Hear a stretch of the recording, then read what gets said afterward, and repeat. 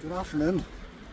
I'm out for a dander in Glenara Forest Park, and I had planned to walk up the back path, as I call it, and then to the very end of the glen and return by the high path down to the waterfall and then back up to the car park.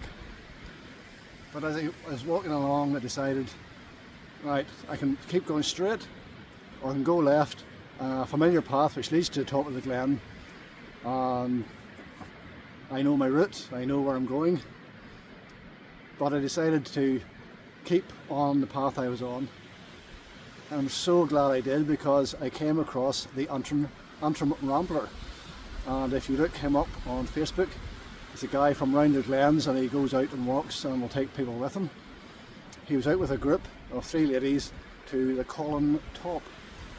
And if you want to know the story behind it, in 1907, my great-grandfather and a few friends walked from a place called the Sheddings outside Bushane, and they walked over to Corgan, just a few lads heading out for a walk and a chat.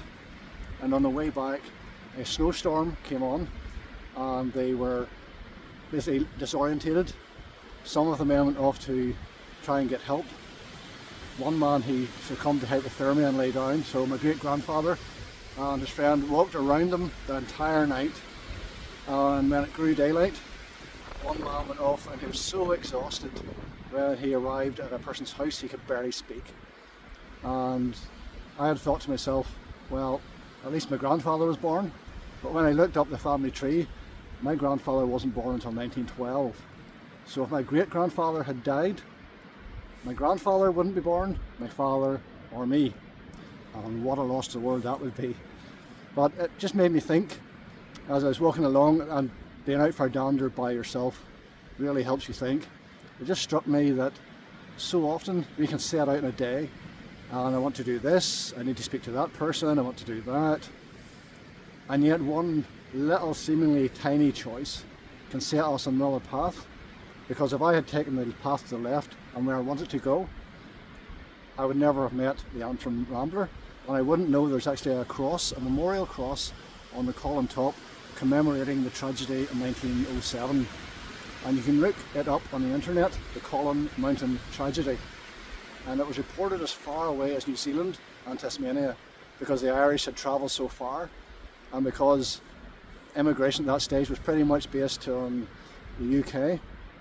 Everybody knew each other. So I'm sitting down, and my tripod, for want of a better phrase, is a traffic cone with my walking stick stuck up through it.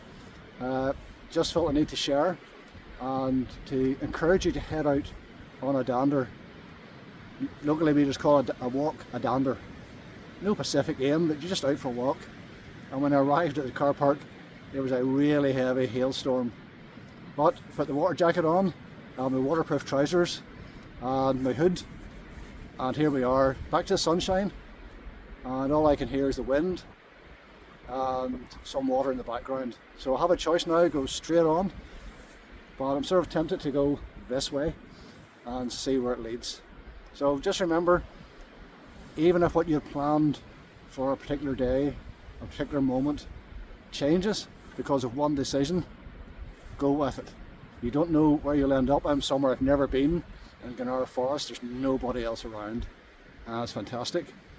And I got to meet the Antrim Rambler, and hopefully that will lead to maybe a dander up to the Colin Top.